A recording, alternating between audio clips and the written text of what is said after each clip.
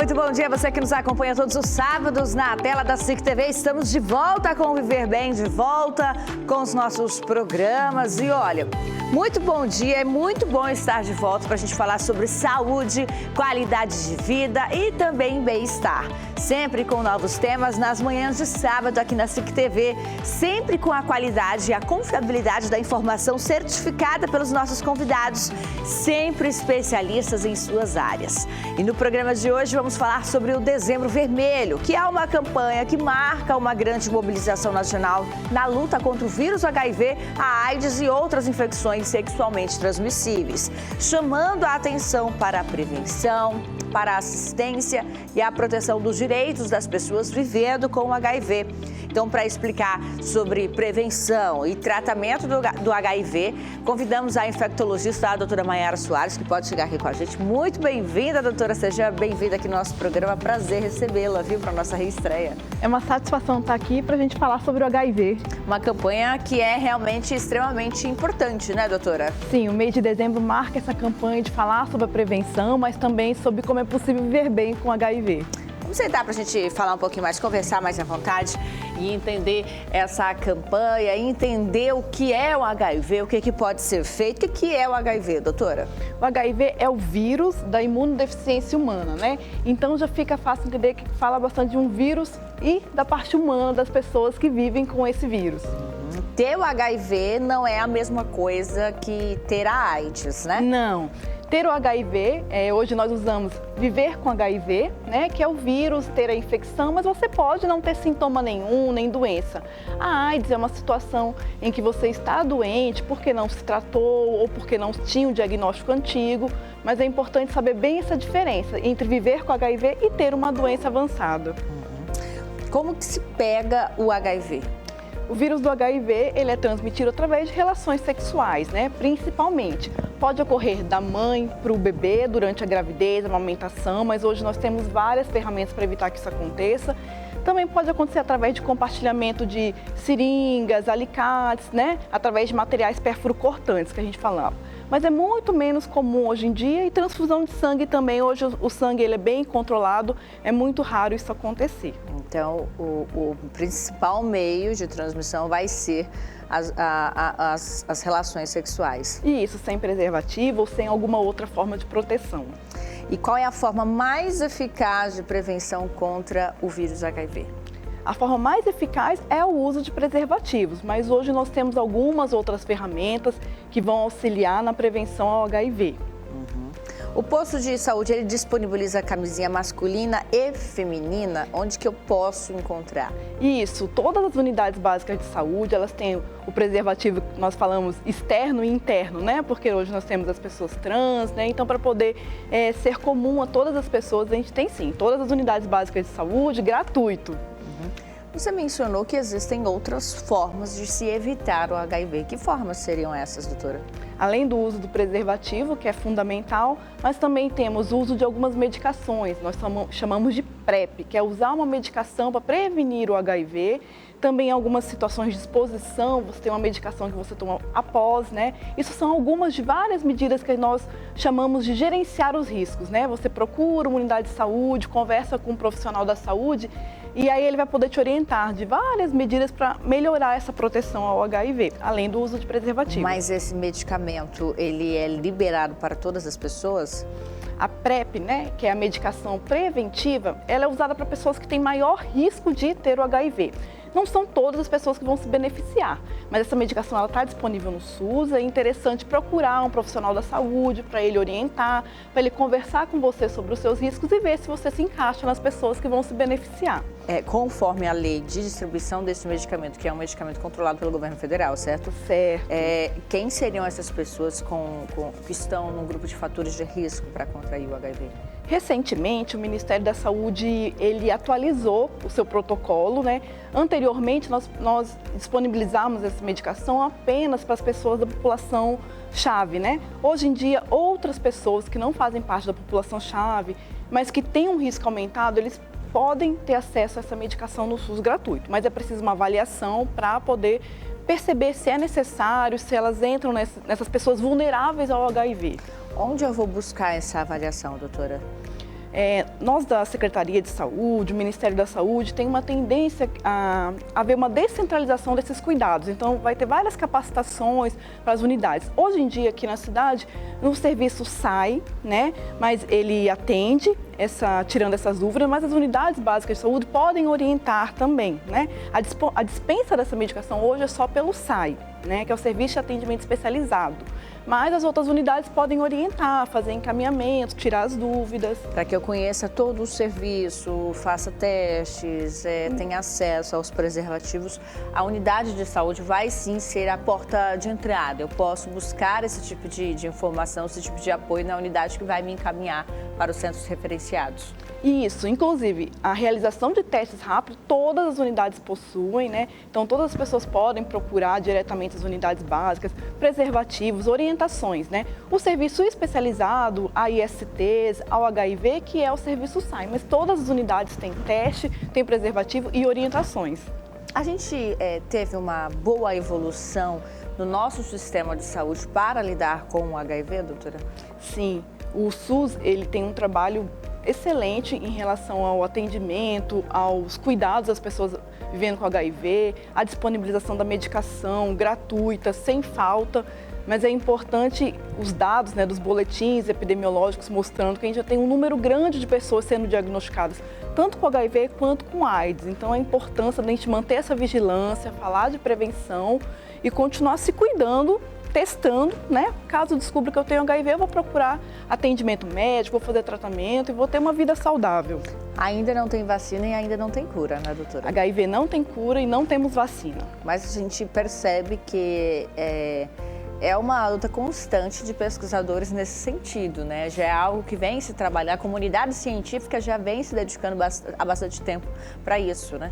Sim, o HIV é uma preocupação mundial, então mundialmente pesquisadores estão atrás tanto da cura quanto da vacina. Por enquanto o que temos é um tratamento eficaz, que tem que ser contínuo, mas que traz uma qualidade de vida excelente. Tem sintomas? Você de casa vai descobrir depois do intervalo, que é bem breve. Então você de casa, permaneça com a gente. Já já a gente está de volta.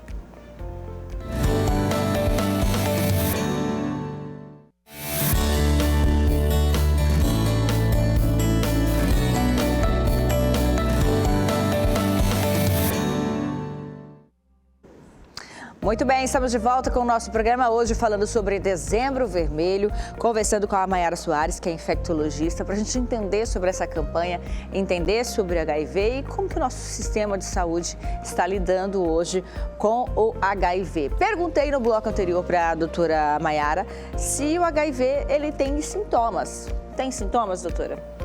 No momento que a gente entra em contato com o vírus do HIV, tem alguns sintomas da doença aguda. Mas aparecer uma febre, uma gripe, é muito difícil você ter o diagnóstico nesse momento. Mas depois o HIV vai ficar em torno de 5, 10 anos sem sintoma algum. E tá aí a importância de procurar fazer os testes de HIV mesmo não sentindo nada. E aí, numa fase mais avançada, pode começar a ter febre, ínguas no corpo, diarreia. Então, alguns sintomas que mostram que a nossa imunidade não está boa.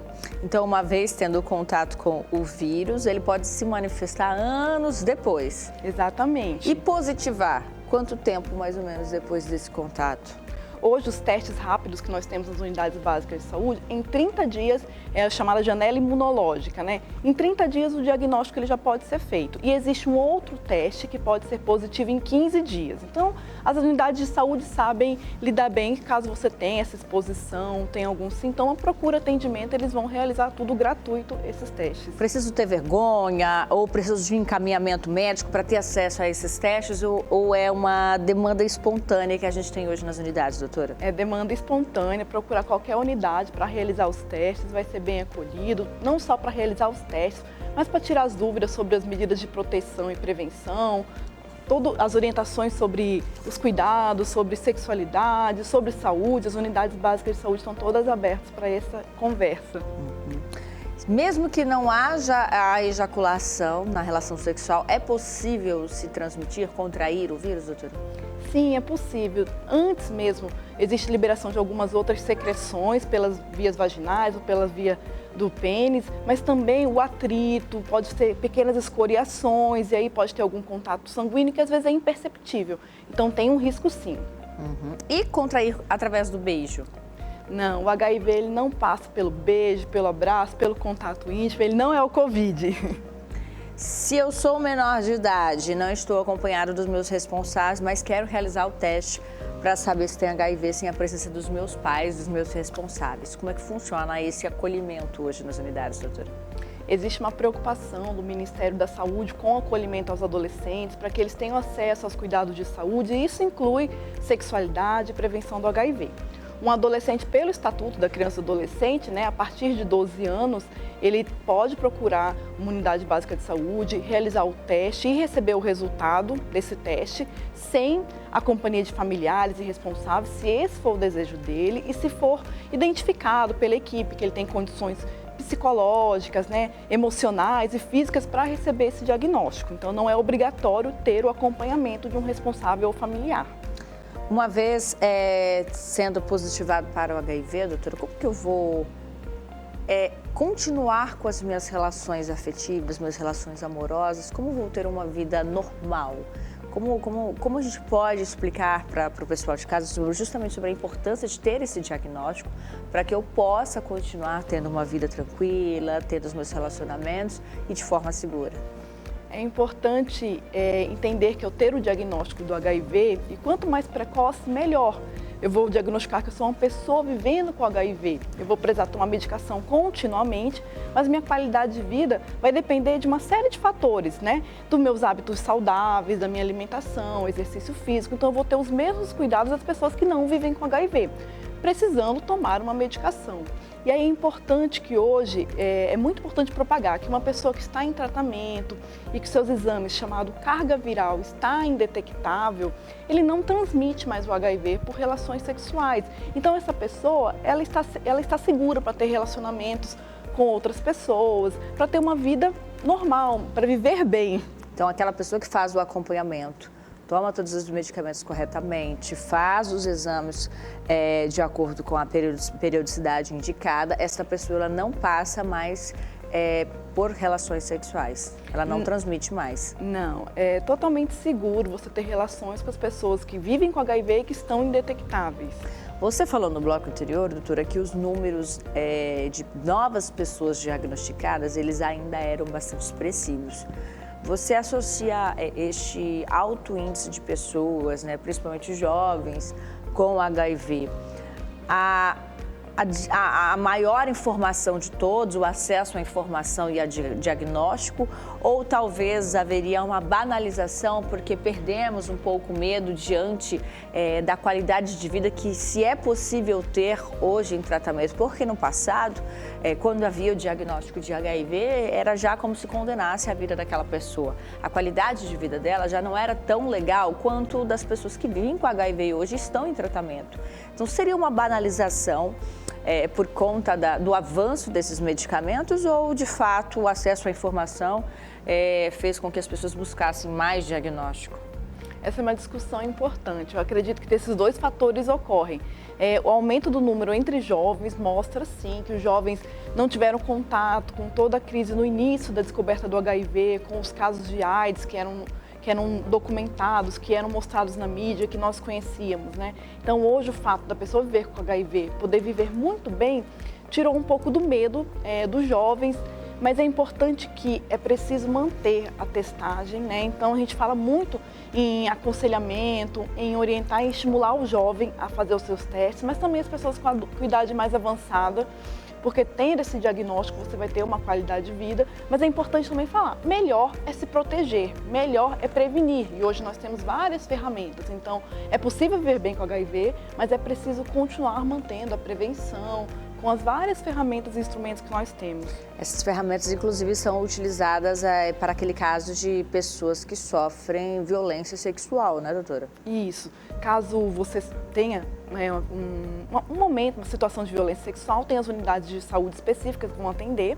Você vai tomar uma medicação por 28 dias, chamado PEP, E aí isso vai ser eficaz para prevenir o HIV. outros cuidados também são feitos nessa situação para outras infecções sexualmente transmissíveis, mas é interessante falar que não só no caso de violência, em outras situações em que você acredita que se expôs, né, ao risco de uma infecção pelo vírus do HIV, você também pode procurar as unidades de saúde, na forma de um atendimento de urgência e emergência, dentro de 72 horas após a sua exposição, para também tomar essa medicação, mesmo que não seja um caso de violência. Às vezes ali pessoas, trabalhadores da saúde, se expôs ali a um objeto perfurante ou qualquer outro tipo de situação semelhante, é interessante que busque a unidade para saber se há necessidade de utilizar este medicamento. Isso, dentro de 72 horas, e não só os profissionais da saúde, mas também por trabalhadores da coleta de lixo, trabalhadores que possam ter entrado em contato com alguma secreção, com algum pérfuro cortante, mas também a população geral que de repente teve uma relação sexual desprotegida, que aconteceu algum incidente, também pode procurar esse atendimento dentro de 72 horas e saber se está indicado ou não tomar essa medicação. Esses medicamentos são semelhantes aos medicamentos de quem faz o tratamento, doutora? Quero que você responda para o pessoal de casa depois do intervalo, que é bem rapidinho, já já a gente está de volta.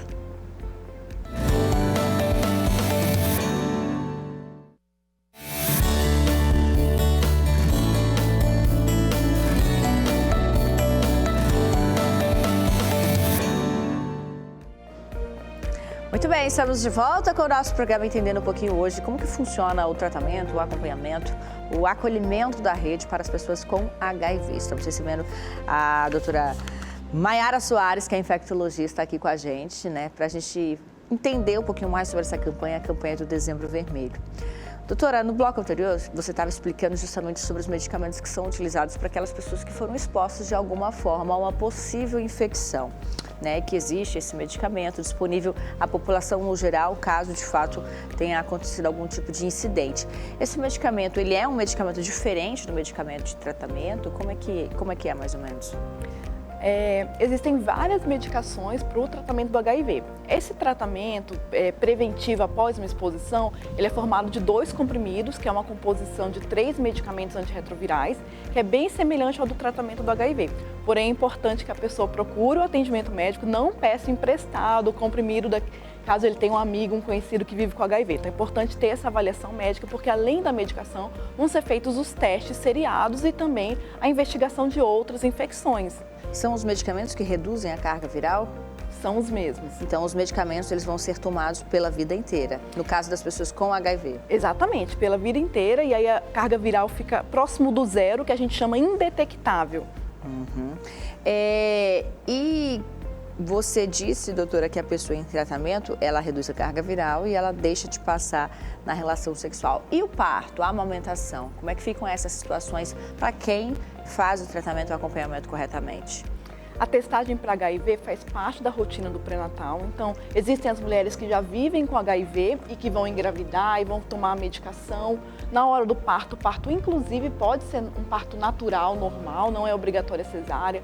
A criança, o recém-nascido, vai receber alguns cuidados, mas hoje em dia é totalmente possível você ser uma mulher vivendo com HIV, engravidar e seu filho não ter HIV. Mas para isso é importante a testagem durante o pré-natal e o uso das medicações. E aí, por enquanto, nós não temos nenhum dado na ciência que autorize que a mãe vivendo com HIV amamente. Essa é a única restrição que nós temos. Certo. A gente vai conhecer agora a história do Felipe, que foi diagnosticado com HIV há 7 anos e vai nos contar como é conviver com a doença. Acho que o que mais pesou foi o impacto, né? Que é o impacto que você tem na hora, né? O impacto que você sente do resultado, né? Sabe, talvez acho que ninguém está esperando um diagnóstico assim, né? E foi bem difícil. O Felipe foi diagnosticado com HIV em 2015, quando tinha 25 anos. O medo e a aflição por conta das incertezas do que poderia acontecer o deixou de frente com um outro problema, a aceitação. Na época, meu namorado ele me deu muita força e eu fiquei preocupado muito se ele também estava. Mas graças a Deus ele deu negativo dele. Mas foi bem complicado no começo. No começo foi bem difícil a questão da aceitação, porque eu acho que a primeira reação que a gente tem é a negação, né? A gente sempre vai negar, a gente nega. Mas depois no fim a gente tem que aceitar. E o Felipe se viu diante de um mal que está instalado em boa parte da sociedade, o preconceito. E isso afetou não só o convívio no dia a dia. Após o término do relacionamento, ele esbarrou de frente com a negação dos parceiros, com sentimentos negativos e o silêncio que machucava. O preconceito, ele foi uma epítome marcante, onde aquilo, sei lá, me deixou de um jeito que eu falei, meu Deus, as pessoas ainda são desse jeito. Isso foi difícil. Até hoje acho que eu ainda enfrento um pouco desse preconceito, mas eu encaro isso como uma forma até de falta de informação das pessoas. Os tabus já não perseguem mais o Felipe. Ele conta que leva a vida da melhor forma possível, apreciando a cada momento e sendo feliz todos os dias.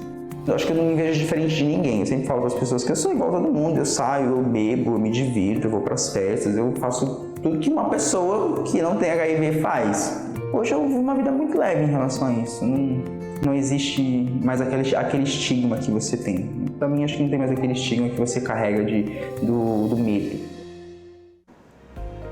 Tá, e até a gente estava vendo a história do Felipe e tentando entender e até questionava aqui a doutora. Essa pessoa, como o Felipe, que faz o tratamento corretamente, ela vai se tornar grupo de risco de outras doenças? A gente tem realmente, de fato, uma queda da imunidade? Vai viver uma vida normalmente? Como é que é, doutora? As pessoas que vivem com HIV, se elas descobrirem essa infecção recente, né, com menos anos de doença, elas não vão ter uma queda tão grande da imunidade. Então, quanto mais tempo demorar para eu saber que eu vivo com HIV, minha imunidade vai ser menor. Se minha imunidade for baixa, eu tenho maior risco de uma série de infecções e outras doenças. Mas se eu descobrir que eu vivo com HIV e minha imunidade estiver boa, o meu risco ele fica aumentado talvez para algumas doenças cardíacas, do rim, do coração. Mas isso é semelhante ao que acontece a uma pessoa que tem um diagnóstico de pressão alta, de diabetes. Então a gente tem que ter esses cuidados com o risco para algumas outras doenças, sim. A gente viu que para o Felipe, né, imagino que para qualquer pessoa que tenha o diagnóstico confirmado, durante um período da vida desse diagnóstico, vai ser muito difícil você lidar com o preconceito, com as inseguranças. Então, existe também dentro da rede de atendimento e de acompanhamento um apoio psicológico para acolher essa pessoa e até para fortalecer, para que não haja um abandono do tratamento. Como é que funciona, doutora, nesse aspecto psicológico? Nós chamamos de uma cascata de cuidados contínuos, né? Não é apenas atendimento médico e receber medicação. Os serviços que atendem as pessoas que vivem com HIV contam com uma equipe multidisciplinar, com apoio para as questões sociais, para os direitos, mas também apoio nutricional, apoio psicológico. Então é importante esse cuidado integrado e interdisciplinar. A gente pode dizer que aqui em Porto Velho os índices de acompanhamento, eles são bons ou a gente tem, infelizmente, um número expressivo de abandono de tratamento? Em todo o Brasil, nós estamos um pouco aquém do esperado, né? Existe um alvo, né, de redução do número de novas infecções, de reduzir o número de pessoas que estão sem tratamento, né? Então existe, tanto aqui no município, no estado, como no Brasil inteiro, ainda um número de pessoas que vivem com HIV e não estão em tratamento. Então é preciso, os serviços estão de olho nessa busca ativa dessas pessoas e todas as unidades de saúde, a qualquer ocasião e oportunidade que encontrar, né, uma pessoa que tem esse diagnóstico, fazer o encaminhamento, ela ser acolhida, ela estar vinculada ao serviço. Será que seria um medo dessa pessoa que, de repente, recebeu esse diagnóstico, de que a partir do momento que ela fizesse esse acompanhamento, esse tratamento, é como se ela fosse exposta e todo mundo ficasse sabendo algo que ela não quer compartilhar com outras pessoas? Existe esse trabalho de sigilo, de proteção da imagem daquela pessoa que prefere guardar para si esse tipo de informação, doutora?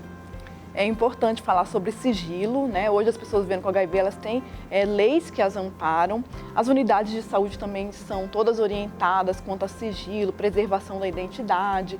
E essa importância do trabalho de acolhimento e de vincular, né, de você tentar fazer essa pessoa ficar no serviço. É importante também que muitas vezes essa pessoa que tem um diagnóstico recente, ela tem um período de negação, um período em que ela pode não ter se sentido bem acolhida, o medo do preconceito, da discriminação, mas a qualquer momento que essa pessoa retornar ao serviço, ela ainda está em tempo de fazer seu tratamento e recuperar a qualidade da sua vida. Obrigada pela sua participação aqui conosco, viu, doutora? Quem quiser saber mais sobre o assunto, pode buscar o SAI, né? pode buscar o SAI, pode procurar outras unidades de saúde, as informações da própria Secretaria de Saúde, do Ministério da Saúde. Tá certo, espero que você de casa tenham gostado do nosso retorno. Sábado que vem a gente tem um novo tema, então, para falar de qualidade de vida, de saúde e de bem-estar. Ótimo fim de semana. Tchau, gente!